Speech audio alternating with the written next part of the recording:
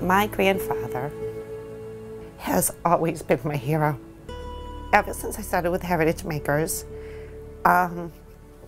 he has been an integral part of my business.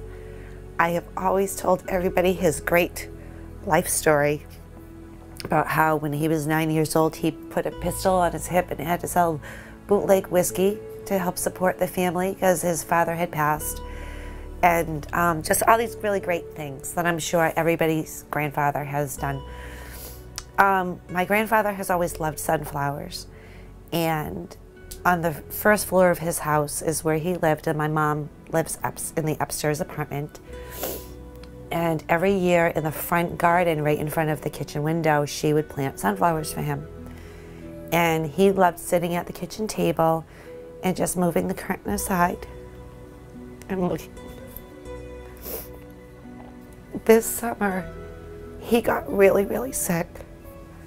And we knew he wasn't coming home from the hospital. So I flew up, and my mother had decided not to plant sunflowers this year because my grandfather had been in and out of the hospital and things were really precarious, and she just couldn't do it for one reason or another. Well, sometimes God has other plans, and a single sunflower grew in the garden. And it grew and it grew and it grew, but it didn't open. And nobody could figure out why it wasn't opening. And it was right there in the middle of where the window looks out. So when he moved the curtain, you could see it. And well, he went into the hospital. He was there for about a week or so. And every day that my mom came home, she'd look at the sunflower. The day he passed, when it was time for her to go home, she pulled in the driveway and the sunflower was open.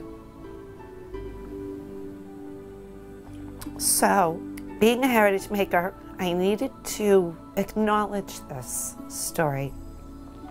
But I wanted to do it in a way that was quiet.